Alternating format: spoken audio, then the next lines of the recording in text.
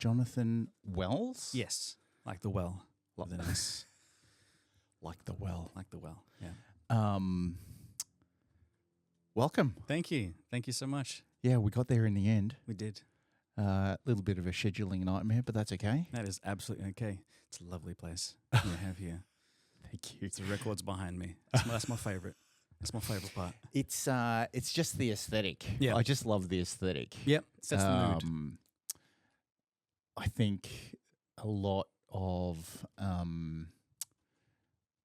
like when you look at history and you look at trends and you look at things that are like wholesome and kind of earthy and things like that, I think it just adds to the whole comfort and conversation. Keeps you rooted. Yeah. Yeah. Keeps you grounded. So tell us a little bit about yourself. Yeah. So I'm here in Melbourne, Australia. I'm a singer and a dancer and an actor, or at least trying to be.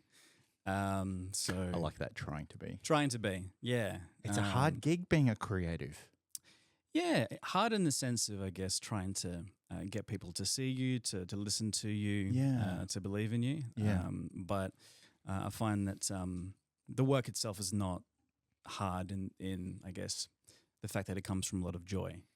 So there's work to do, but it's all fun. And I think coming from that place of fun and just enjoying it, it feels less like a job and more of sort of living the dream. So, yeah, trying to be. It does. I like what you said there. Like if you enjoy it and make it fun, then it doesn't feel like a job. I think that's the most important thing. You know, there's that saying, like if you're enjoying what you do, like you'll never work a day of your life. Yeah. You know? Yeah, exactly. There's a lot of preparation, I think, that is there beforehand. But yeah, if it with something creative like music or working on TV or working on film, it has to come from a place of joy, of fun and fulfillment, I feel, as well. And that, I think, is the success in and of itself. Where did the drive to want to do this come from? Like, were you always creative, like when you were younger? I remember as a kid, I was the class clown, apparently. So I'd be pulling faces and doing accents and all of that. Right. And my mum would say to me, "Oh, you're just like Jim Carrey," who is an actor I big fan of. And so the idea of being an actor was then presented to me. Yeah. Okay, maybe I should be in film and do that.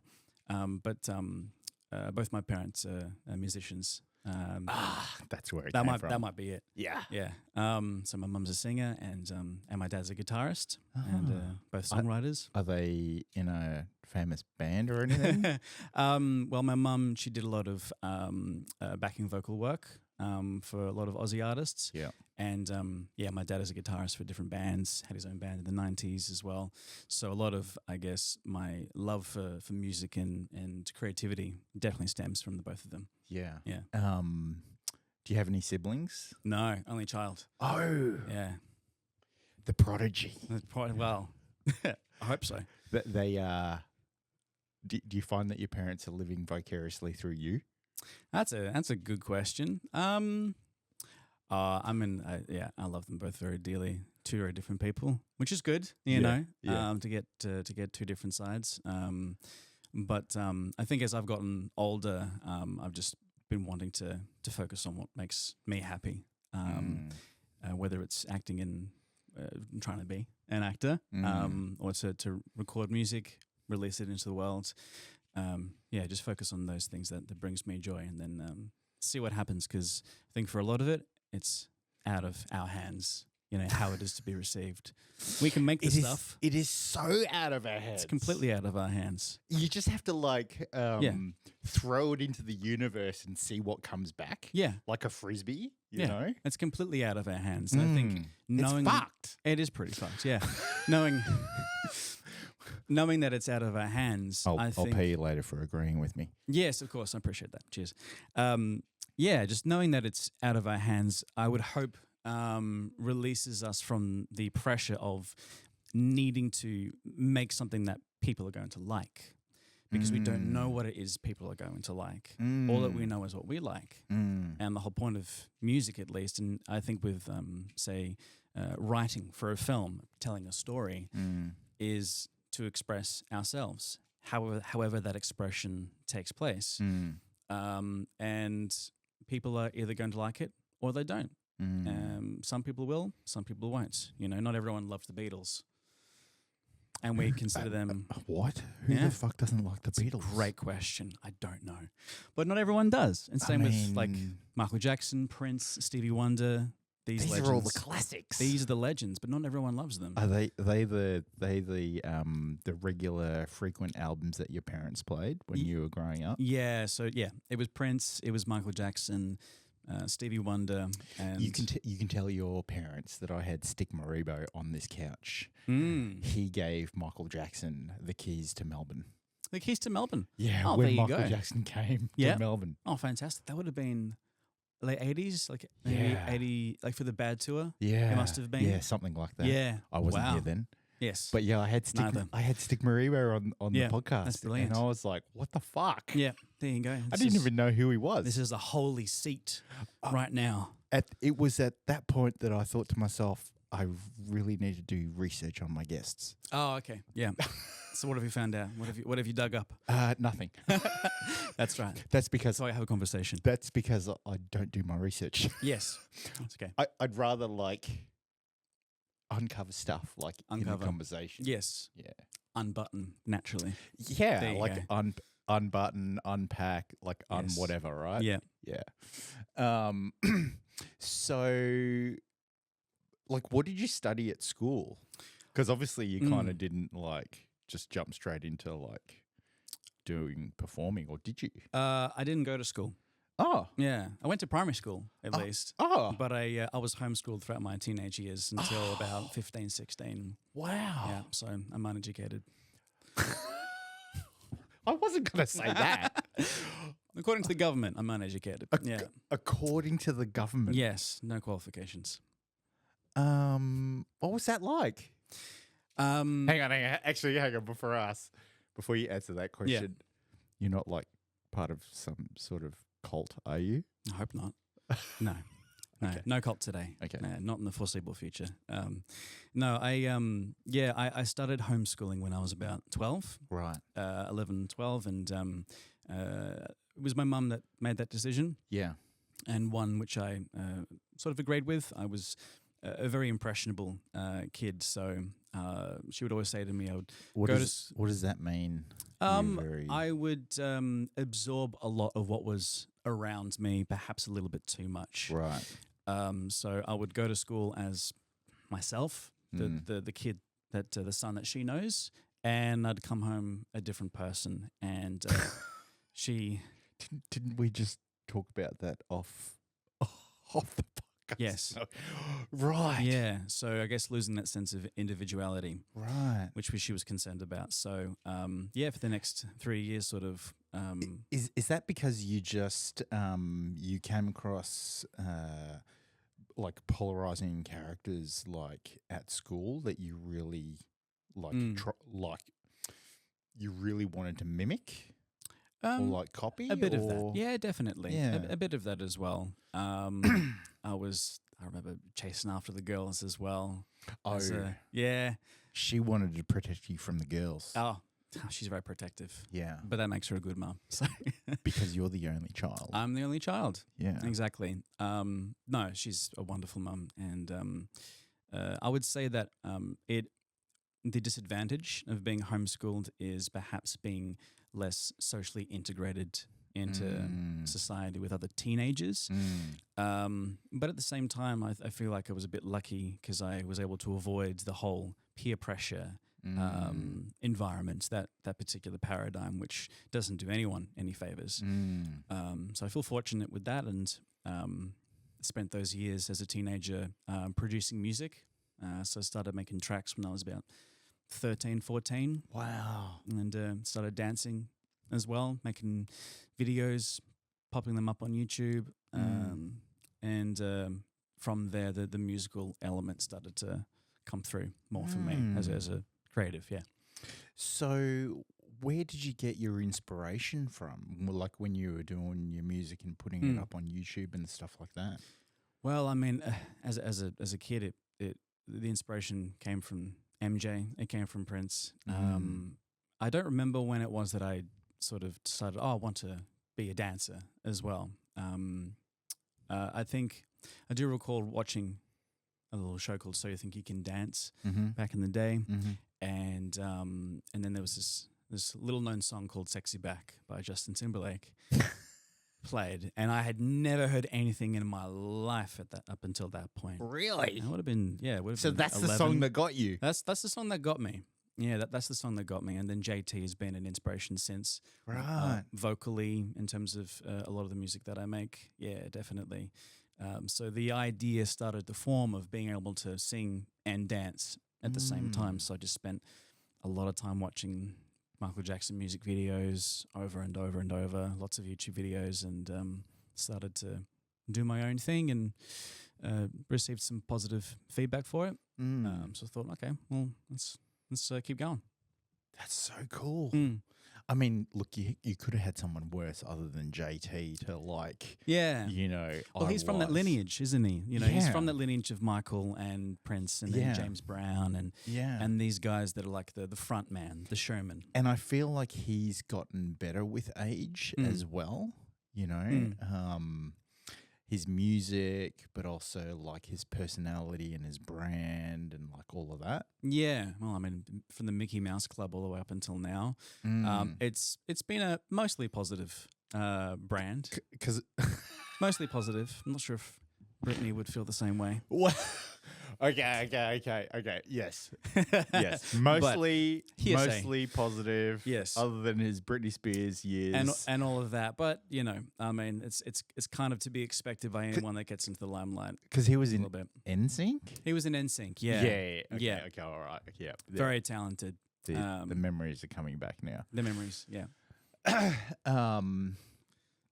And so, where did like the inspiration for like dancing come into it? Is it MJ as well? Like just primarily Michael. Yeah, I do recall. I think maybe between the ages of like 7, 8, 9, I had this DVD of all his music videos, and I would watch them from start to finish. And at that point, I had no intention of becoming a dancer or anything like that. Right. But the Michael influence was there in the household. My mum adores Michael. Yeah. And my dad has a great respect for him as well, of course.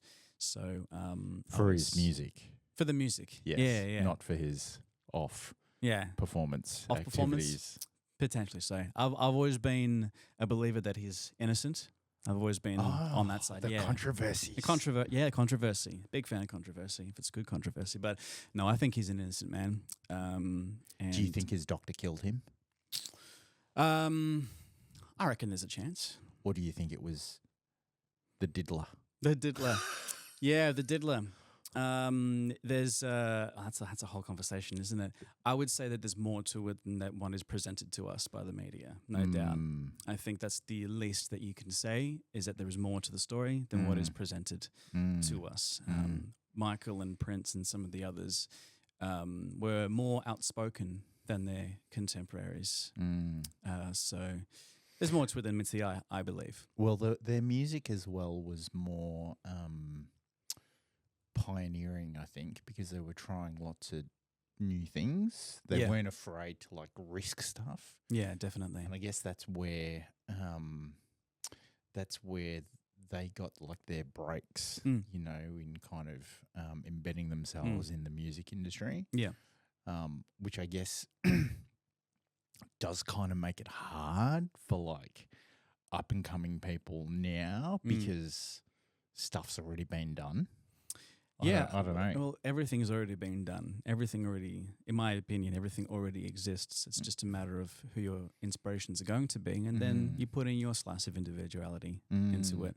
And I think now is the best time to be an independent artist. I mean, the ability to distribute your own music worldwide, to have it be listenable to anyone in the world. So easy, isn't it?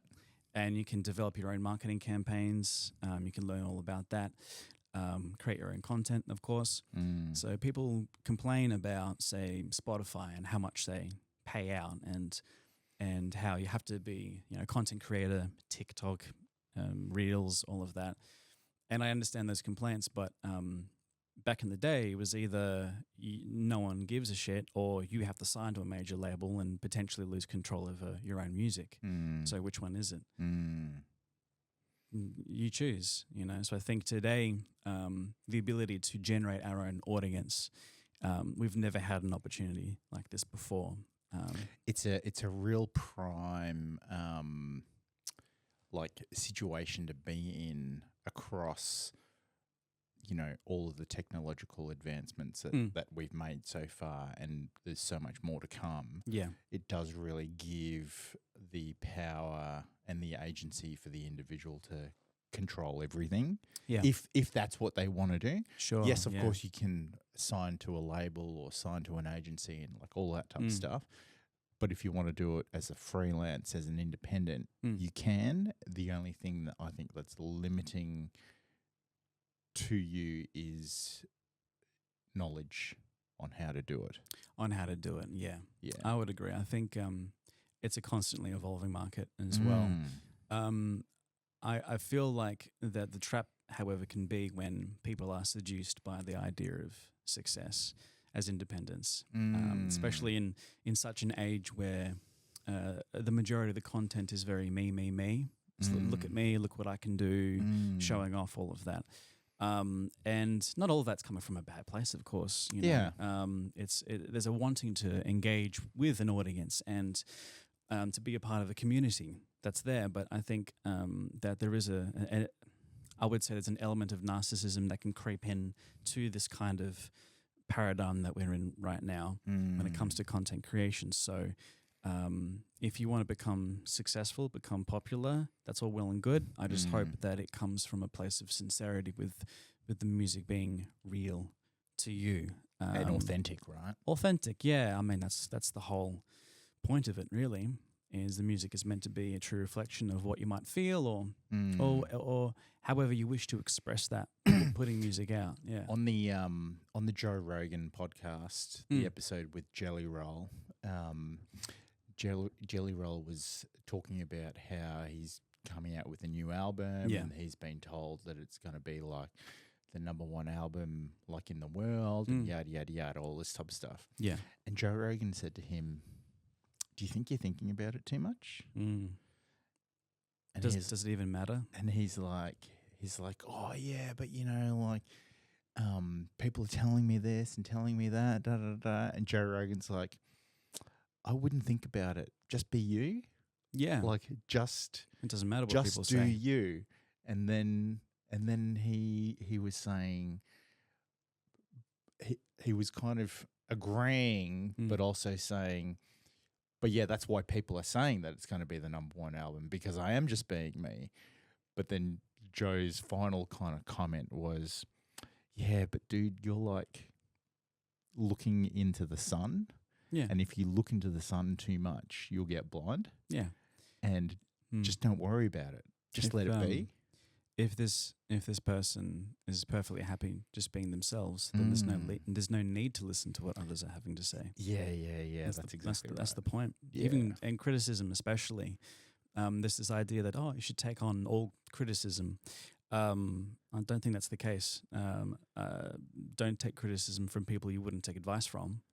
First of all, if something comes your way and it resonates with you, great, you can take it on board because it resonates with you. The music is there's such a variety of music that is out there. There is something for everyone. There can be music that I do not like and I do not think has a positive impact, but that's just my opinion.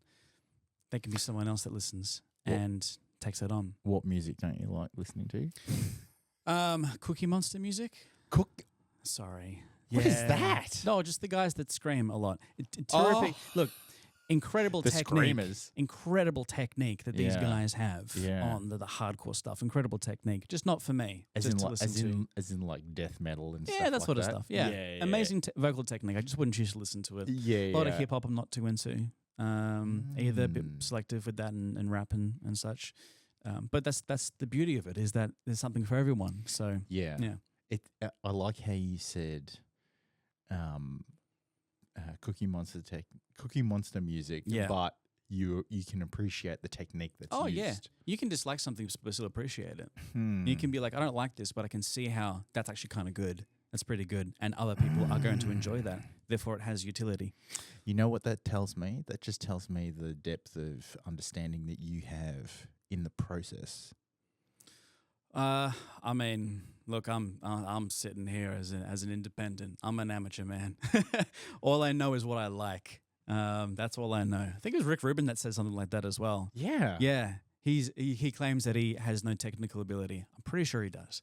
But I have no technical ability. yeah, This is just a habitual habit that I go through, Yes. and I have orchestrated all these things that I like, and it just comes about as a podcast. and it works. Yeah, And like that's it. I think it's actually quite simple. I mean, I kind of have this inner conflict sometimes. Is music subjective or is it objective? Because we can be like, oh, this is an objectively good song, right? Oh, songwriting is nowhere near where it used to be back in the day. That's a popular argument. But I'd say, well, Mozart probably would criticize the Beatles if he heard them, So is the idea of objectivity just an idea? We don't know. Perhaps there's a sense of objectivity with instrumentation, on how to play an instrument, the tightness of a band when performing, the variety of lyricism. Maybe there is. Maybe I do believe there is a craft that is there. But even then, that still doesn't decide whether the audience is going to enjoy it or not. It's fucked, man. Look, we're 22 minutes in and we're already like so Oh, deep. damn. We are so deep. Yeah. Happy to go deeper. Yeah, look, I think anything to do with the arts, there is always going to be a need. Mm. And I say arts because it's music, it's painting, it's anything creative, because it allows people to tap into that version of themselves, not only from an artist point of view, but also from a audience point of view. Yeah. And to then push not push a narrative, but like push an appreciation, appreciation of whatever that art creativity is, Yeah.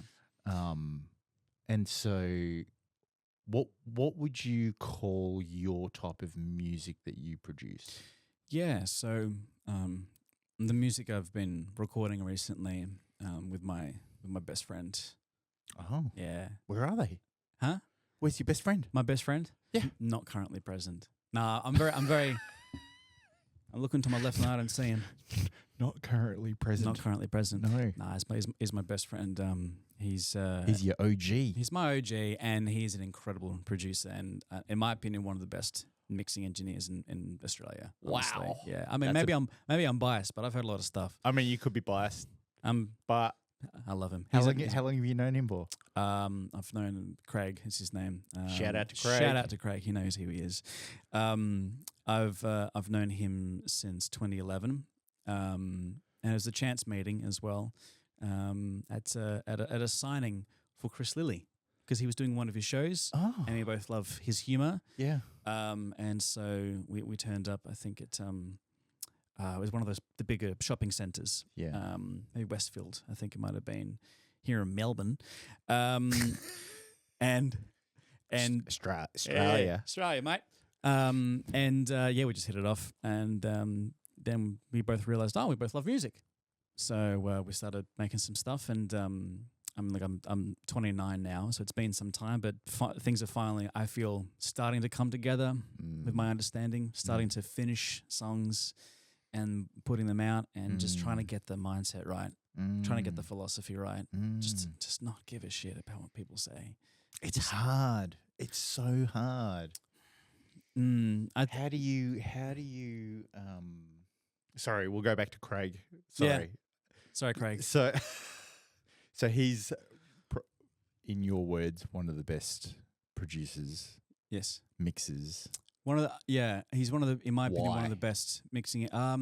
He has this incredible ability to absorb information about quality of sound. He's done his studies as well. He's brilliant. I don't know how he does it. Because I tried to dabble in production and learning about mixing. I really couldn't be bothered after a while. I'd rather just do the co-producing with the sounds and the ideas and the grooves, get the funk in there, and then, turn up to a microphone and say a few words melodically and then hope that'll be enough. Sing a few words. Yeah. And then hope it'll be enough. Yeah. It's not up to me to decide if people are going to like it, you know? That's true. Yeah. That's true. But I feel very lucky because through him I have access to high quality Does he sounds, do the mastering as well? Yes, he does. He does. He does. I had Jack the Bear on the podcast. Okay. Yeah. Yep.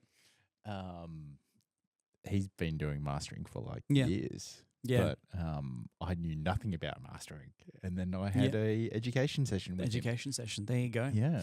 Yeah. Look,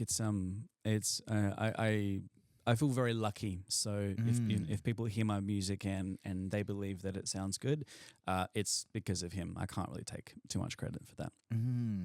Well, it's good that you found a partner in crime to kind of help you produce the songs and the music that you want to kind of put out there, right?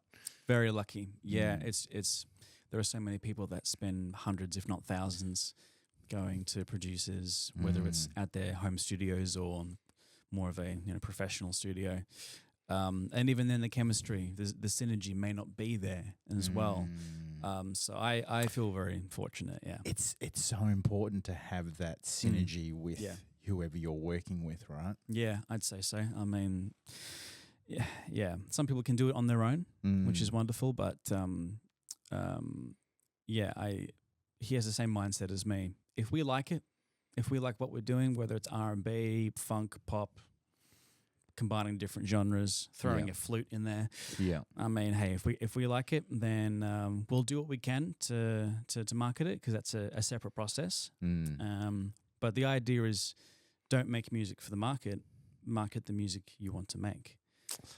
So that comes onto that second point, that what's the process that you go through in your mind to create something, not caring about what other people will think about?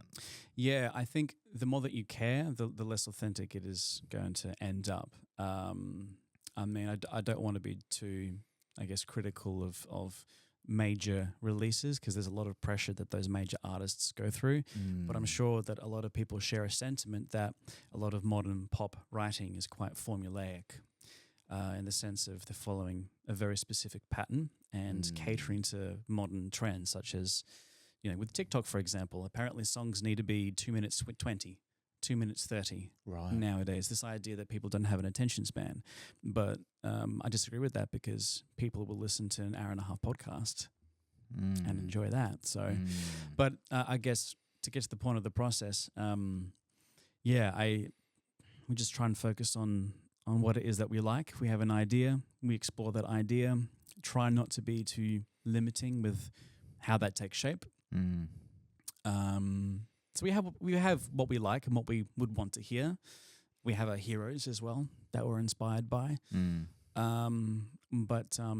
It's just very clear to me when there are people, and it's okay because it's their own journey. I'm certainly not going to pretend that I know more. And do you allocate specific time, like during the week or during the day, or do you come up with stuff like randomly and then have a regular session with him, or like what's the process that you go through to create new things? So for me with songwriting, I've never been one to write down lyrics beforehand when going for a walk. I've never been that kind of songwriter.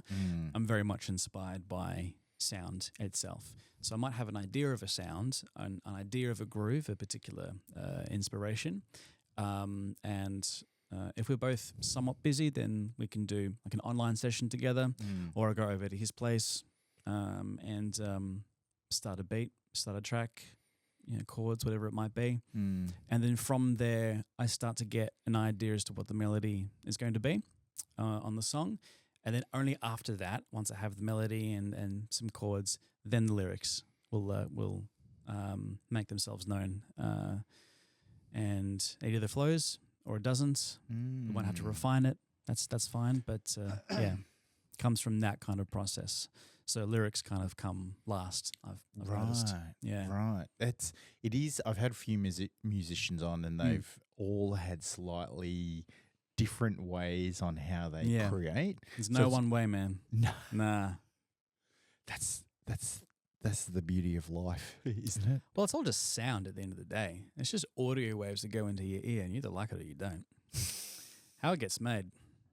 Fuck me, man. I mean, it's very scientific. It's very scientific. It's just audio waves. But it's just frequency. Yeah, it's just frequencies, dude.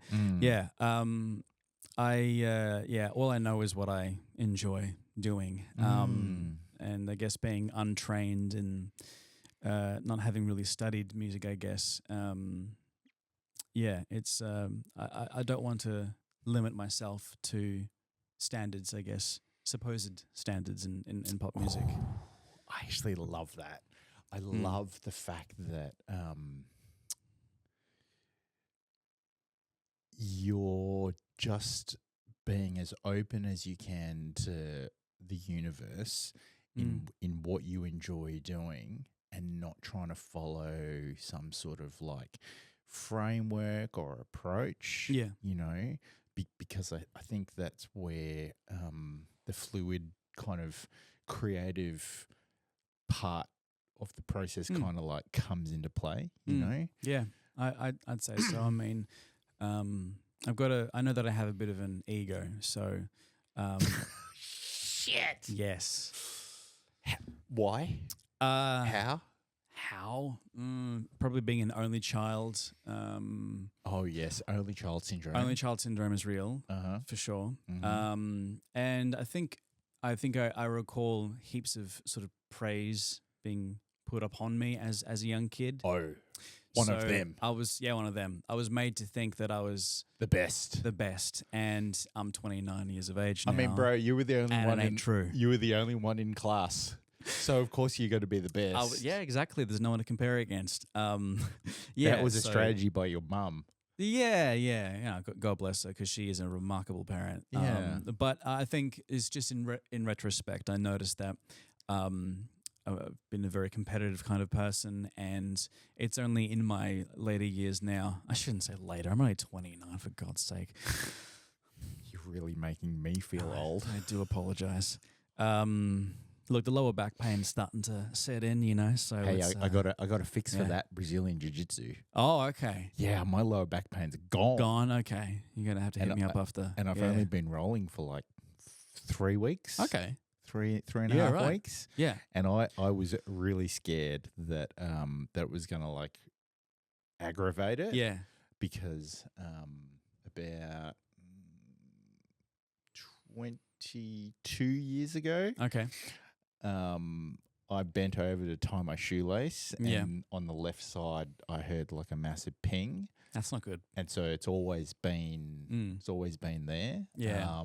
And then about, I would say 13 years ago, I was like in complete agony walking around like a downhill skier. Yep. And I finally found a chiro that could fix me. Yes. The first thing she did was x-ray my back. It's a good start. And she was like, yep, this is what the problem is. Yeah. And your hips are tilted. Okay. And it took her, I think, like 7 weeks, twice a week, just like causing me great pain to unwind everything. Chiropractors. Yeah. But she got me standing up straight. That's good though. Yeah. And so, so my hesitation with doing Brazilian Jiu-Jitsu was Mm. like it was going to aggravate it. Yeah. But I'm like, no more back pain. Yeah. That's the goal. Because you like spend a lot of your time on your back. That's true. And like, you know, using muscles that you don't normally use. Yeah. And I think maybe having gone to the gym since I was like 17, Yeah. like you just, like you're using the same type of muscles over and over and over again. Mm-hmm. And now that I'm using different types of muscles, it's kind of like balancing everything out. The gym, that's my one adversary I've not yet overcome. Got a bit of a dab belly starting to develop. You know, that's just diet. Yeah, I get fed really well though. My partner is wonderful and a chef. So Oh shit! Yeah, it's good. Good food every night. It's God damn. Yeah, very lucky. She's a beautiful, beautiful lady. But I guess just sort of getting back to ego with that. Yeah. That sort of was a problem big time. Still is, especially with any creative. I feel that's the battle. Why do you think it's a problem? I think when you start to get in your own way, like when the ego is wanting, say, approval or popularity or money and success, or this idea that a void needs to be filled to compare against others, then the process of what you're creating is hindered. And whenever in the past, when I was trying to make music in my early 20s, I wanted to be a certain way or be a particular thing, and I would be far more stressed with how the music would come out. I'm like, okay, this is not mixed right or not produced right, or people aren't going to like this. And it's only now that I have sort of let go of that kind of idea. And of course, as a singer and as someone that wants to be an actor, it would be great to have lots of people listen to what I do. But I think I can settle for being happy with what I create, and if I'm lucky, then maybe I can earn a living off of it. And then if there's fame, if there's popularity, that's just simply a byproduct of the kind of work that singers and artists and actors do. And that we can't think of ourselves as being higher than anyone else just because we have a lot of people that recognize us. It doesn't mean anything. It's just because of how the product is consumed, which is through the ears, through the eyes, widely, all around the world, Spotify, YouTube, all of that, that people get to experience what it is that we do. It doesn't make us any more important, though, than anyone else. So your level of self-awareness around how to manage your ego is quite high, and I like that. Cheers. Because I think, that a lot of issues can come about if you don't manage your ego. Yeah. Like jealousy comes back to ego. Yep. Anger comes back to ego. Insecurities come back to ego. Wanting approval. Yeah, wanting approval all comes back to ego. Yeah. And so wanting everyone to love you and what you're doing. It's like, is that now more important than what it is that you're creating in the first place? And so I would put it to anyone that thinks, I need to make music that's at 2 minutes 20 and put that up on TikTok. It's like, okay, well, you're already compromising the process already. I thought the attention span of people was like 8 seconds on TikTok, not 220. They say you should upload something between 8 to 15 seconds, sometimes 30 if you have lots of edits. That's what they say. And look, marketing is its own thing. That is true. And I think there is an art to marketing as well. But again, what you create from the beginning, doesn't matter what you do, painter, artist, actor, has to be from that place of authenticity. And it doesn't necessarily mean that every song lyric that you write, in the case of a singer, needs to be from your personal experience. It just needs to be something that you are happy to put out there into the world. A lot of the music that I write are ideas, they're stories, they're concepts. Some songs that I've put out are inspired by personal experience, but I'd rather let the people, if they hear it, figure that out rather than me just tell them the meaning of the song. Exactly. And I definitely subscribe to this this piece around not following like trends or not Yeah. following, I guess, rules. Yeah. You know, But not arrogantly, though. That's can be no, the trap. definitely not arrogantly. Not thinking that you know better, but No. just doing what I think Yeah. what I like doing. what you like doing and remembering the fun. Yeah, It's such a beautiful job to have. Yeah. It's just a shame that there's like billions of dollars that's involved, which mean everyone else can begin to compromise the process. The business element. Yeah, I just don't give a fuck. Yeah. Exactly. Like, so I've started up my photography again. Yeah. And like last year, I had quite a few mates that were like, "Oh, you know, you need to post like this many times a week, or like, you need to post a reel here and like a carousel there, and da da da da," because they'd read something about the algorithm. Yes. And I was like, I just like post whenever I want to post. Yeah. Like if I've got stuff that I want to post, then I just post it. Yeah.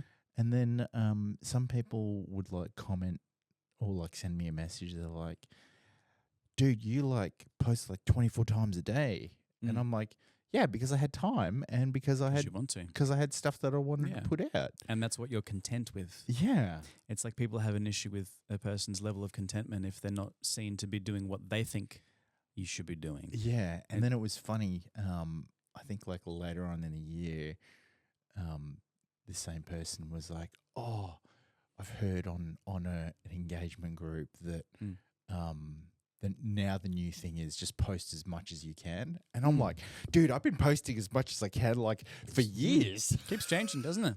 Yeah. The rules, Yeah. supposedly.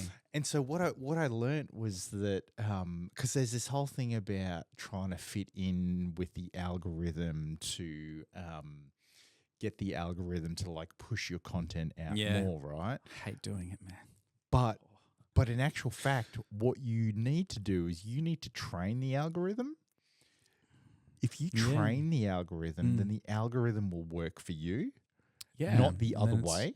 And then it's real in what it is that you're putting out. Yeah. That's a battle, man. I mean, the music side, we've spoken about how if it comes from a place of sincerity, Yeah. no matter what it is, then you're already succeeding. Yeah. The joy in the creative process, you got the finished song, album, project, whatever it may be, there's your success. Done. But afterwards, it's like, okay, how do we market it? And then from there, okay, do we follow the rules of how people have marketed music before, or do we try our own thing? That's a battle as well. Personally, I think don't follow anybody else's marketing idea. Do it your own. Because you know what? Like, as long as you're happy with what you're producing, you end up not thinking about the things that you should do to meet other people's needs, and you spend more time thinking about what you want to do. Yeah. And so if you focus in on what you want to do, what you inadvertently are doing is you're improving and finessing your craft in the true, authentic, like self, you know? You can always hire a guy to market it as well. I mean, there is that.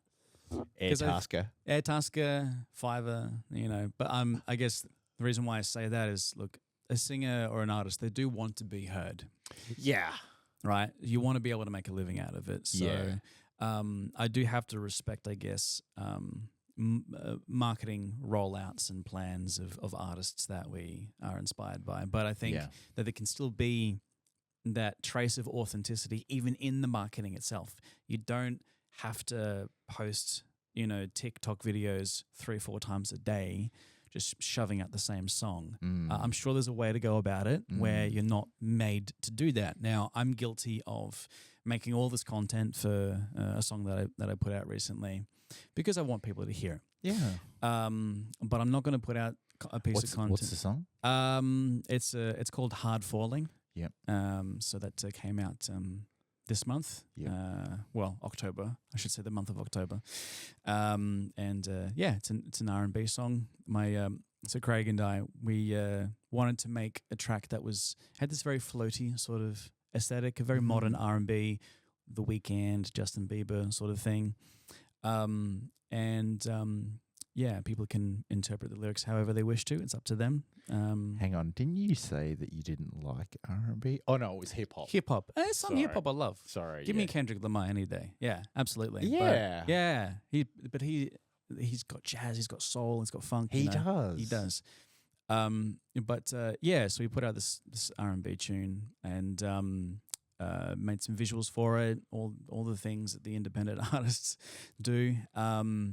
But what's fun about it for me is I don't have the intention of the next song being another modern R&B tune with the exact same sounds. Right. So one song that I put out last year called Mother Material, right, is a funk song, very Jamiroquai sort of inspired. Nice. Yeah. So that's a concept that I've been playing with recently for an eventual album at some point. Yeah. Is just dip your toes into whatever. You want to make pop, make some, R&B. Yeah. As best as you know. Yeah. Make some why funk. not? Yeah, why not? If you have can, some variety out there. If you can produce or create stuff that is in lots of different styles, it just shows your level of expertise and breadth of experience. Look, people say refine your sound, and I respect that. I would say refine your authenticity. It's the same in the photography world. Right. So one of the biggest challenges as a photographer when you start off is what's my style? And so you spend a lot of time trying to work out what your style is. Yeah. And style from a pre-shoot point of view, from a shoot point of view, and from a post-production point of view, from an editing perspective. Yeah. Because there's lots of different variables. And so to be able to understand the formula that you need to follow, like takes a long time. And the only way that I think photographers can do that is by doing the work. Yeah. Get the reps in, Yeah, the reps for sure. It's like at the gym. The only way you're going to build muscles is to do the exercises. I'll get rid of this dad belly one day. She likes it though. That's the thing. My partner likes the dad belly, and I'm like, yeah, but I want to sing and dance, and I can't be carrying around this load. So we're going to compromise. I'll remove half the dad belly. We'll try and get a couple packs in there. 2, 4. Yeah, just Diet, yeah. Just exercise more. Just tell I'm her. So lazy. Yeah. So getting the reps in allowed me as a photographer to speed up my understanding of what my formula was to create my style. And because I've been doing it for 11, 12 years, it's kind of like, that's my style. And like people can see that and they will, even today, they'll still like send me photos of like, from other photographers saying, hey, have a look at this. It looked like your work. There you go. And I'll be like, damn, this is that's a nice compliment. Fucking some Russian dude. And I'm like, that's even cooler. That's even cooler. Yeah. Because some of the stuff that they do is like phenomenal. Yeah. Very nice. Yeah. But yeah, just being able to get that recognition that people can see my style and my approach, that's fucking like 11, nice. 12 years of like finessing, That's nice. Yeah. You're never going to please anybody. When I turned up on Aussie Idol this year, well, we filmed it last year. Yeah.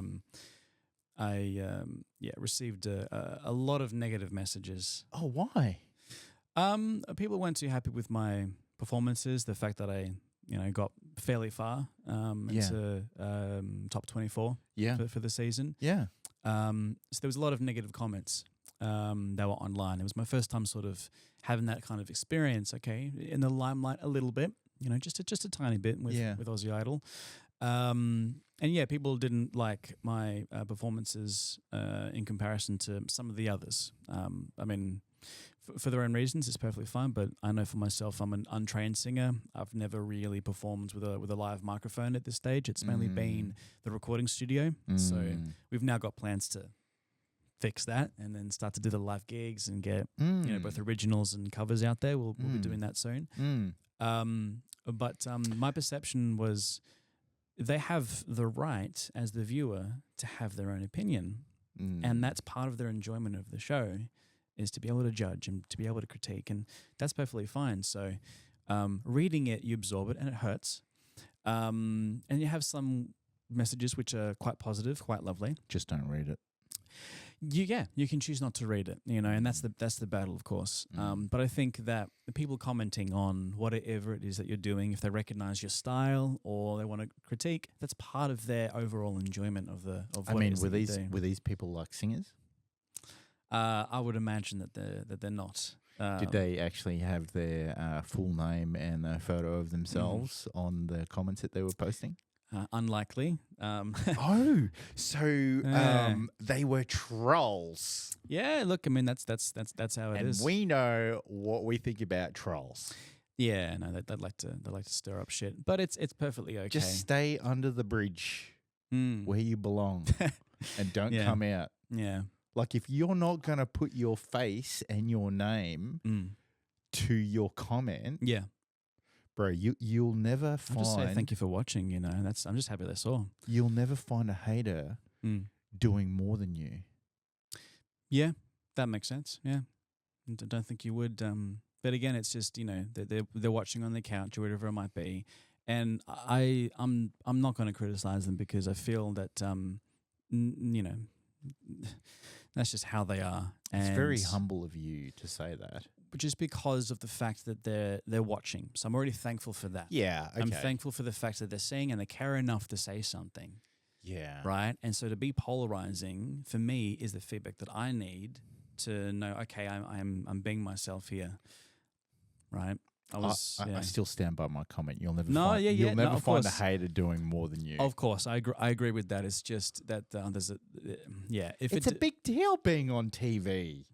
Yeah. And being on a fucking music reality TV show. Yeah, emphasis on the reality TV. It's definitely. A big deal, bro. Yeah. Kudos. Cheers. Yeah, no, it was an insane experience. I found the ad on Instagram and thought I would throw in a tape. The whole audition process is like 6 months, isn't it? So for me, there were initially 2 auditions. Yeah. So one was the first sort of send in your video of you singing. Yeah. Second one was with the producers. Yeah. And then the third one was you get to turn up in Sydney, get in front of Kyle, Amy Shark. So Carl Sanderlands, Amy Shark, and Marsha Hines, and then that's fucking cool. Yeah. I'm. Hang on, you know who they were, right? Oh yeah. Just checking. Of course. No, I know who they are. It was a very surreal experience. I didn't expect to not only get on there, but then go as far as I did. Did you shit your pants? Oh, I was very nervous, but I just tried to. Try and be, I guess, humble with what I was doing. Yeah. Because, look, you got to be authentic, but also I tried to be sort of smart with how I presented myself. Yeah. So if I was receiving, whether it's positive or negative feedback from the judges, for example, take it on board. Don't complain. Don't make a fool of yourself. Don't be a clown. Just shut up and smile. And what song did you sing in that first? Sexy Back by Justin Timberlake. Hey, of course you did. Of course I did. I went for the whole singer dancer thing. Persona. That's the one. I was chatting with the producers beforehand. I sort of put it to them, this is what I want to do, because I'm trying to convince them, hey, I want to get on the show. Yeah. After the second audition that I had. Yeah. And during that audition as well, I was telling them, look, I can dance as well. At least I think I can.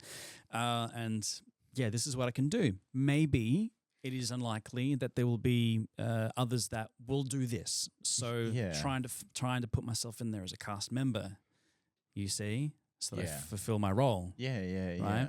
So you get the country, you get the rock person, you get the acoustic, you got the pop, but you but you can't get like the dancer as well. Singer dancer, no.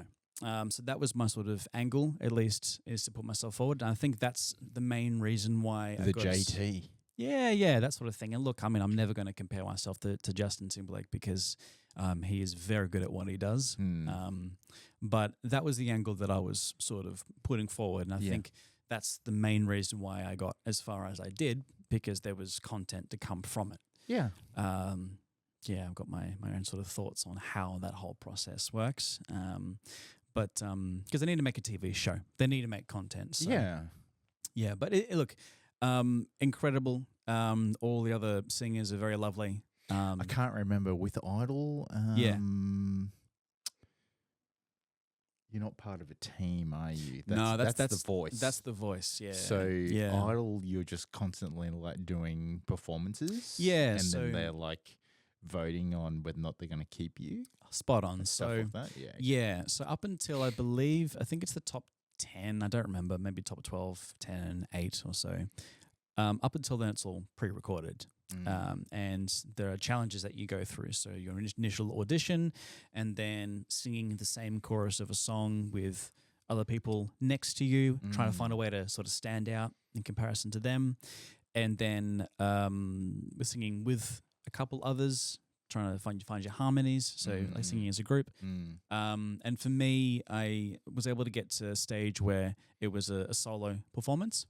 It's a crowd of 400 people with a band behind me. First time ever singing in front of a crowd and with the band. The fuck? Yeah, that was great. I loved it. Jeez, I mean, I was nervous, but more so for the competitive element of the fact that it's a competition. Bro, but to be with the people, like, you just loved it. You just want to like throw yourself in the deep end. You've never done it before. No. Not only are you doing that, but you're doing it on a TV show. Yeah. So that was something. And I think also as well, to receive the instant sort of feedback as well was really helpful. Yeah, because it was an intense situation, and so after I got kicked out because they weren't too happy with the last performance in comparison to the others. That's all right. They're running a show. Of course, yeah, absolutely. I'm fine with that. But I wasn't too happy with how I went. Right. So were you having an off day or? I was definitely going through some things at that point in time, but because at that point in time, and I still am an amateur, so I'm still learning how it is to perform live. So I, being, I guess, like I said before, untrained and not really knowing technique with live performance, I was just relying on my instincts. And it got me that far, on top of, I think, the reality TV aspect of it. But it wasn't enough at the end of the day. The voice just wasn't quite as strong as it needed to be for that kind of show. And I happen to, I agree with that. I agree with that that assessment. So from that, it's just given me a lot of inspiration. It's like, well, look, there's a competitive element when it comes to getting out there and getting heard. But again, actually kind of diving deeper into the idea that we've spoken about during this episode, that you need to be authentic regardless. You'll know what you need to improve on. But certainly in that environment with the pressure, knowing that they could be edited any particular way to make you look like a fool, right? To deal with that, it kind of drove the point home. Yeah, okay, there's some things to work on, to improve on. I think your next show is The Voice.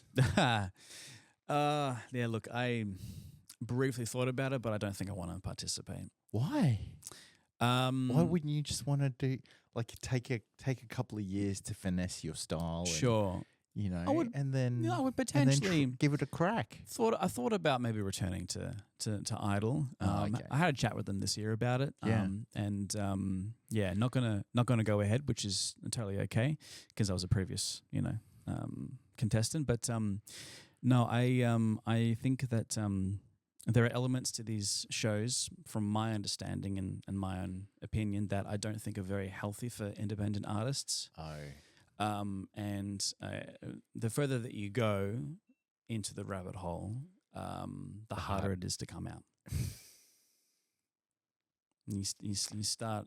I comprehend what you're saying. Yeah, exactly. You start to come up against the big guys, and it's like, hey, guess what? You no longer own your music because you won. So, You know what I mean? It's just not worth it for what? Popularity? Yeah. No, not worth it, in my opinion.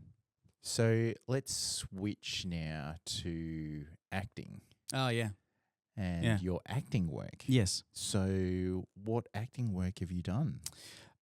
So as an actor, I've had very minimal training. I've done some training just to get some fundamentals down. So short films, I've done quite a few of, and extras work on TV shows and a couple series as well. But I was able to get myself an agent at the start of this year for featured work, and so just trying to grind out the self tapes at this stage. Hey, look, I'm sure if there are other who's your agent?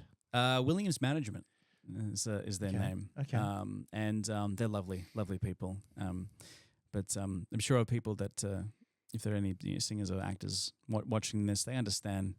You just got to grind these things out. A mate of mine, Romel, I worked with him at the bank, and he does acting and extra work, and he's the guy on Coles. Coles ads. Done a bit of Coles, but as an extra, in the background. Yeah, right. And he's on the Shannon's motorcycle insurance ad. Yep. Which I think they had to like shut down Queen's Parade and part of the Westgate, the City Link, just to do that. And then he was like, they had the cops just like shut it all down just so that they could like shoot these scenes. Fantastic. And I was like, it's a big fucking deal. Yeah, it's brilliant. You get paid good, man. You get paid good for that kind of work, and that's kind of the goal, is to turn up and say a few lines and then get paid decent money. And then hope that it gives you the opportunity to partake in other productions or even get the audition, because the audition for a speaking part, that's the holy grail. Yeah, because then you're really beginning to contribute in the way that you want to. Yeah. Look, I did some extra work as well. Yeah, probably about 8 years ago. And I did some Neighbours stuff. Yeah, same. And then it just got too difficult with like all my other work and stuff, so I kind of just shelved it. Yeah. But every now and then, what's the agency? Chameleon. Oh, no, Chameleon. Yeah, Chameleon Agency. They send me an email. They're like, "Oh, we'd love you to come in to do this." They don't realize that I've since gotten more art. Yes, exactly. We're gonna have to cast you a particular way. Yeah. But I remember one thing that they sent me, and I did actually go to their agency to do it. Was something for Post-it notes. Okay. And there was going to be like this campaign in like China and Japan and like all this type of stuff. Yeah, big gig. Yeah, big, like it's massive. Yeah. But I didn't get it, so that's all right.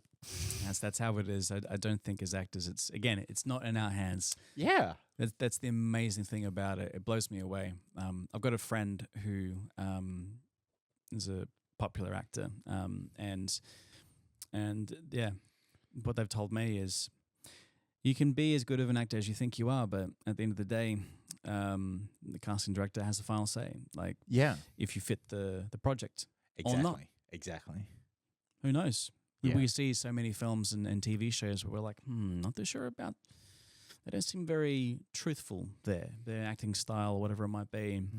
Because the audience is very smart when it comes to acting. I find we can tell when someone's authentic. Oh yeah, 100%. 100%. Because they're humans. That's what we're watching. We're watching humans be humans, and we can tell when it's fake. No. Yeah, can you believe it? Are we? Yeah. It's mind-blowing. Fucking hell. Revelation. There you go. So we're watching humans being humans? We're watching humans being humans, yeah. I thought we were watching humans being monkeys. Some of them are. That's true. But so where do you want to take your acting? I mean, look, the dream is, like many other actors, to be in the big budget productions, for sure. I feel like that'd be the most well, not necessarily the most satisfying way to act, because the smaller productions with really tight knit teams can be really satisfying Yeah, to and be a part rewarding, of right? creatively. Yeah, exactly.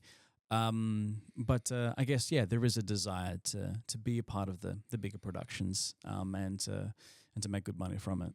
To be transparent, right? And same thing with music.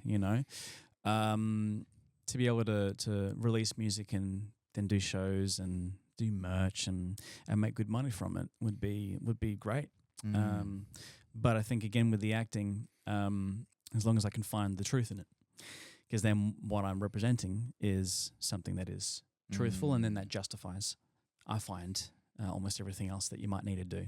The appearances, you have to go to this club and you got to go to that club and turn up on, do this interview, that interview, whatever it might be that you don't necessarily feel like doing. But if it's all coming from a place of truth, then I think you can justify it. If someone wanted to get into acting, what advice would you give them? I would say the first thing is just to ask yourself the question, what is your reason for getting into acting? Do you want to be a star? Do you want to be popular? Do you want lots of people to see you? Or do you find some kind of emotional satisfaction in the craft of acting? The ability to take on a role that has been written for you, or maybe you've written yourself if you're starting out, and enacting that and how that feels to tell a story as truthful as you can.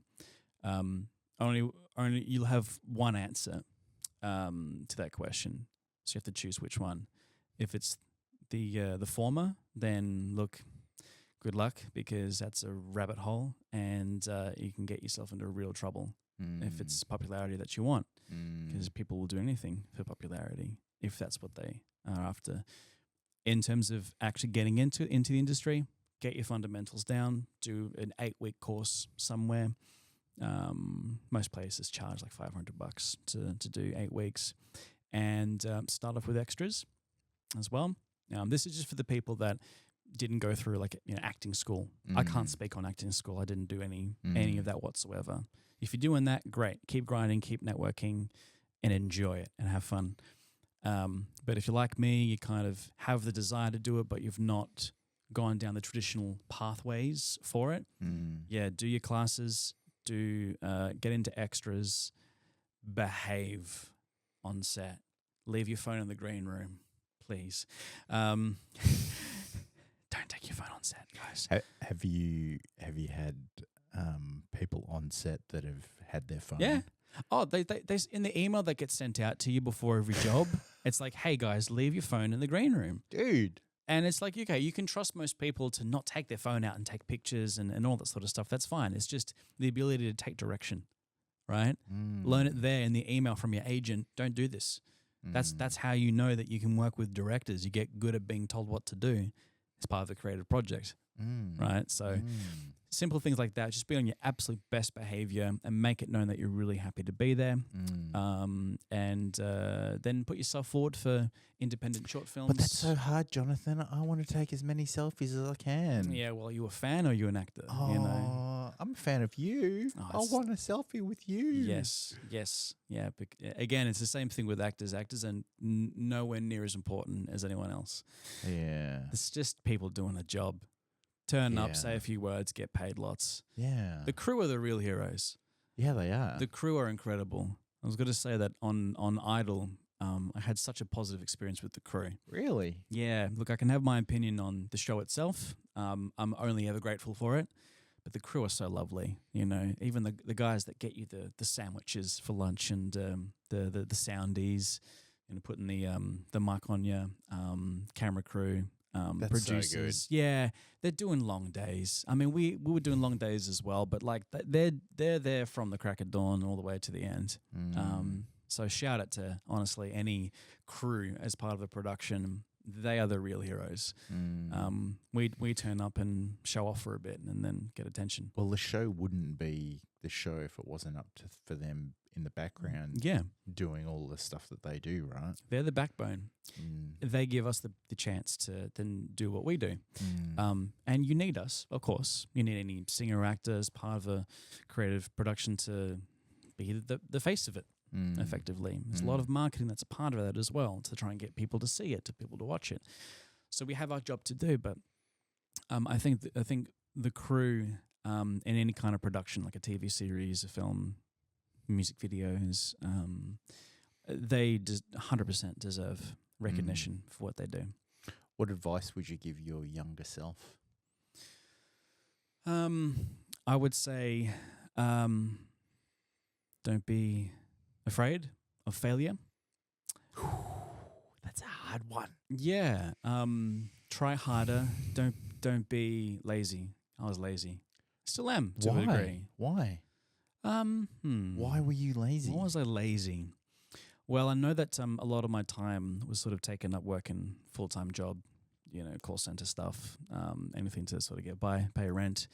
But I did not put enough energy and effort into writing music. And I'm not too sure as to why that is. And even now I still struggle with, I guess, a work ethic, if that makes sense. But again, I mean, something that my partner says to me, everyone's journey is different.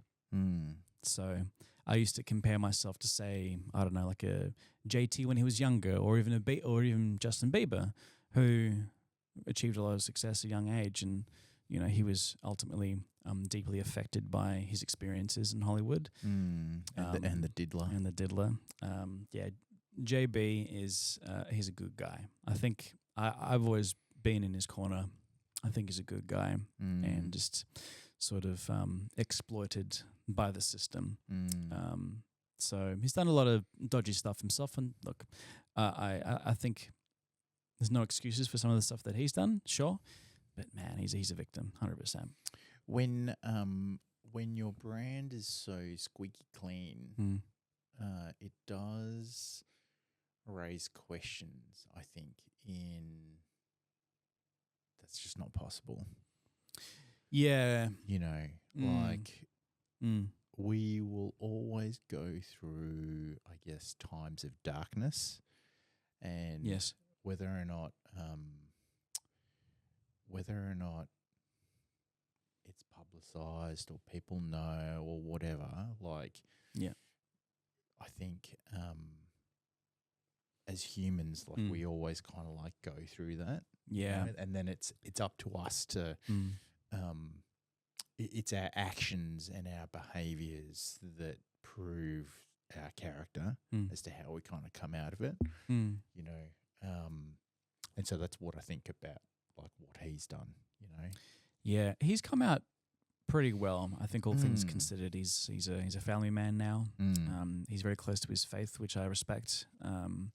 And he seems to be doing well, which is great. But I think for anyone that is not in Hollywood, be it music or the film world, we really don't understand. We have no idea what these people go through. Yeah, 100%. A lot of it is the result, I feel, of somewhat selling out. And that's the whole deal with, I guess, sort of signing to a major label. At least the default kind of agreement that is offered to you is one where, look, we will make you popular, but we're going to tell you what to do. You can negotiate those contracts. And this is where I'm somewhat inspired by Prince, because he was one of the biggest artists to speak out against the record labels and against contracts. And he rediscovered his own power, and then from a particular point in time, he started to own some of his music again. I find that to be quite inspiring, because I guess it goes back to the overall sort of theme of this conversation is sticking to what's authentic to you, moving away from the lure of fame and popularity, because that is so dangerous for the ego. It's so dangerous. You think that you're going to enjoy all the attention, all the girls, all of that. But the temptations, I think, start to pile up, and you think that you're on top of the world, but you're just another ordinary person like anyone else. You just happen to be a creative person, and that kind of work gets you lots of attention. So to bring all of that back to the music itself, I think that's the goal. So, look, to get on the Billboard Top 100 or whatever it is, I wouldn't say no. Mm. But as long as the song itself is one that I'm happy with, Yeah, that's and right. the one that I own, I own that song. Just coming back to your laziness. Yeah, oh, yeah. What are you doing to like try to combat that? It's a daily battle, I would say. Mm. Maybe as a younger person, and even now, there could have been a sense of self-entitlement, especially when you're being told that you're so talented with this and that. I mean, I actually. There you are, being self-aware again. Well, I love my. This is connected. I love my tennis. I'm a big tennis fan. Right. Love Roger Federer, for example. Right. But one of my other favorite tennis players is Nick Kyrgios. Oh shit. Okay, controversial figure, right? Yeah. Yeah, on and off the court. Off the court, he's a good guy from what everyone can see, from what I've seen at least. But I relate to him because from what I've observed with, I guess, his journey is he was told and shown that he's extremely talented, and he was, and still is, of course. He's coming back, I think, in January for the Aussie Open after his surgeries that he's been through. But he would not try sometimes. And there were plenty of reasons for that. He's been through a lot of stuff. The press have been so hard on him, so he struggled with mental health issues, which he's since opened up on.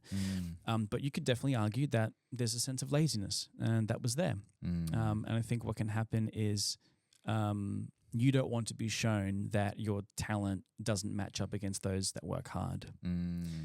So when you're talented, you're hoping that's going to be enough. But it just isn't. It isn't, because you have to work harder. You have to work harder. Because and talent can work against you. Yeah, your talent can. Your talent will work against you because discipline and consistency always beats talent. It does. So I've just been trying in the recent couple of years to be consistent with recording music. Yeah.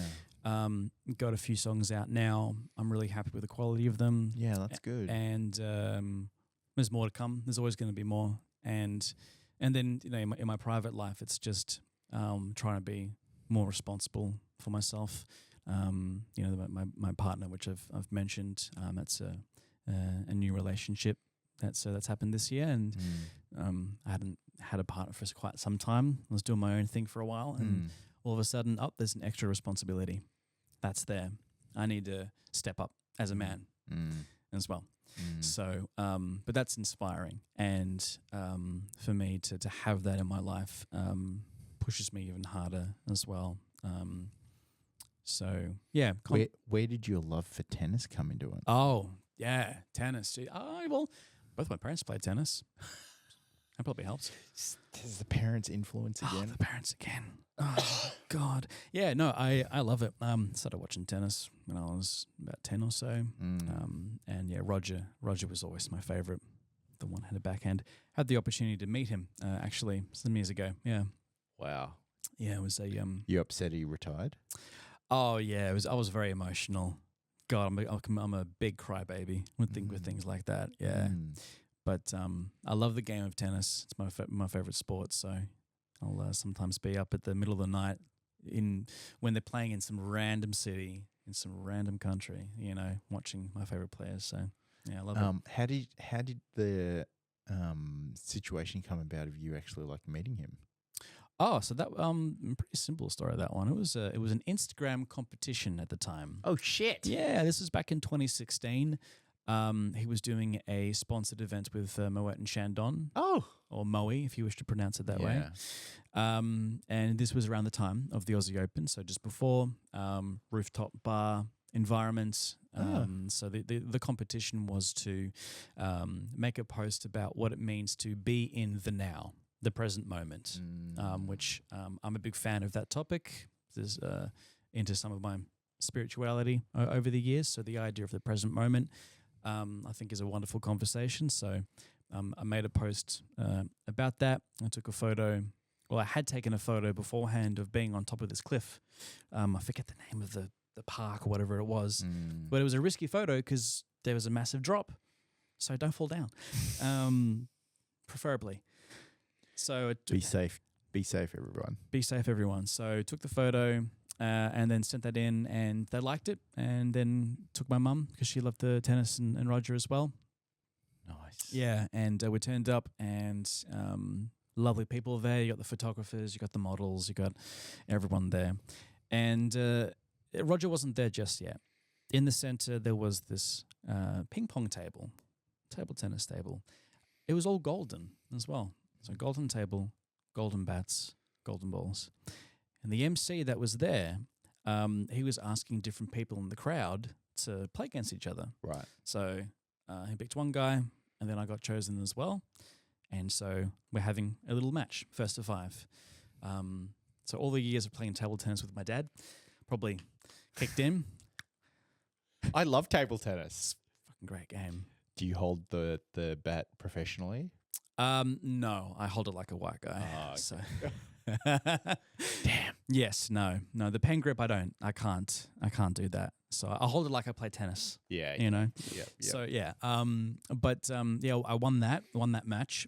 And then I was up against one of these model influencer girls. Right, Lovely right. girl. Yeah. It got to 3-all. I was up 3. She was 3-2. So yeah, she was on 2. And the MC, when she won the next point, awarded her 2 points. What? Yeah. Cheat. Yeah. Actually, I think I was on 4, and then she got brought up to 4.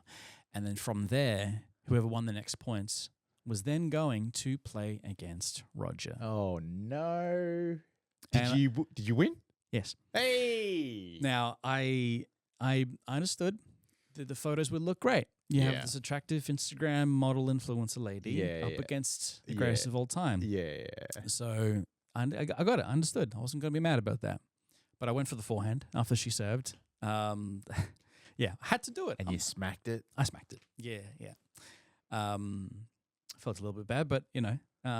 That's the game. That's the game of table tennis. I'm the tennis fan over here. I'm disappointed that you hold the bat like a white guy, but anyway. That's okay. It's my whole technique was winning. like the spins. The Slicing the ball. Absolutely, got to get some good slice. So, yeah. So thanks to that, I then had the opportunity to play against Roger himself. Wow. Yeah. He beat me 5-3. Oh, okay. So we've got a few points in there, but lovely guy. He's exactly as I imagined he would be in person. Really nice guy. Because I recall seeing that documentary about him, and I can't remember. I think they were saying like he was just his competitive nature kind of made his ego off court like very arrogant. And I don't know, like did you find that? I love him. I think that what he stood for in the game is exceptional. And I think he has definitely been an inspiration to not only tennis fans but athletes in general. Yeah.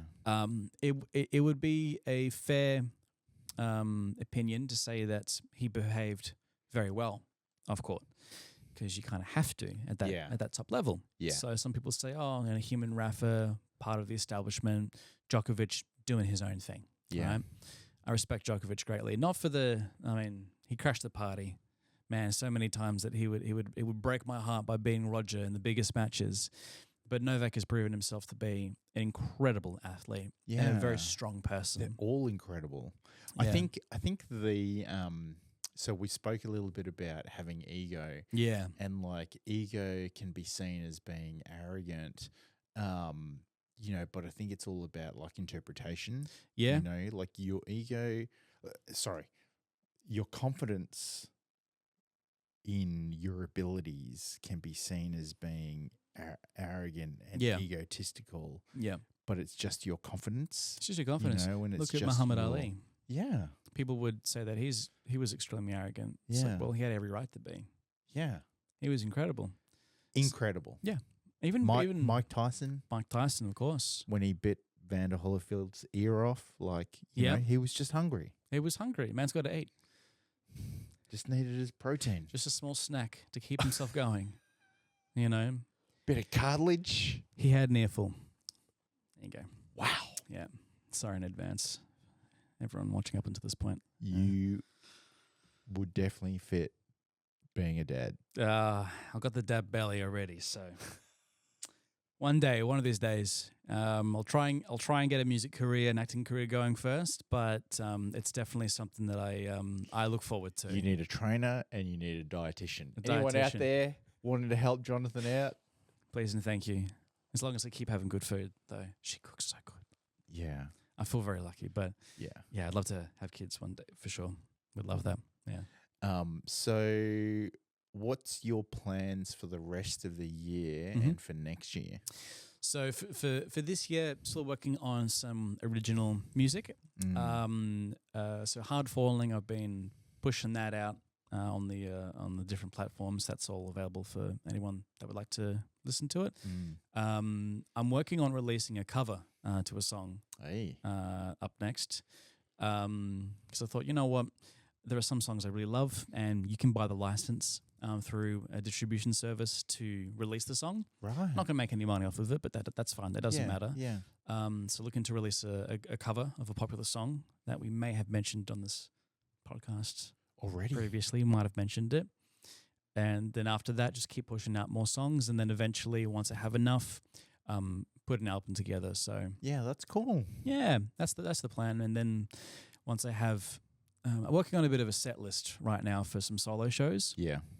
But I want to have a couple more original songs and then start to put it together. So then you can do like more live performances. Yeah, and stuff exactly. Like that. Get your repertoire up from there. Exactly. I've started doing some rehearsals, so a combination of originals and covers.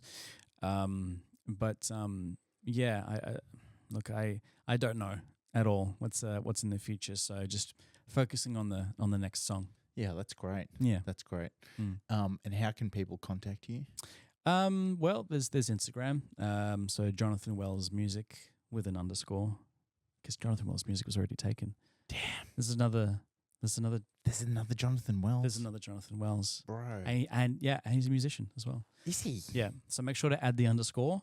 Is the underscore at the end or at the front? It's at the end. At the end. Jonathan Wells Music underscore. Okay. Maybe he's your brother. He's your long lost twin. I wasn't told that. Does he look like you? No, he doesn't. No, he doesn't look like me. I think he does. Like, what does he do? Like country sort of music? Non-identical twin. Non-identical twin. Yeah. But Instagram. From there, you can then find the other links as well. Amazing. Always happy to have a chat. Amazing. Yeah. Well, Jonathan, thanks so much for coming. Thank you. Along to the podcast. I appreciate it. And can't wait to see more great stuff from you end of the year and all throughout next year. Thank you. Maybe I'll have you on again next year and we can have a chat on how it all went. Yeah. No, I really appreciate it. Thank you so much. Yeah, awesome. Thanks everyone for listening in. Make sure you hit subscribe and that notification bell, and I'll catch you guys on the next one. See ya.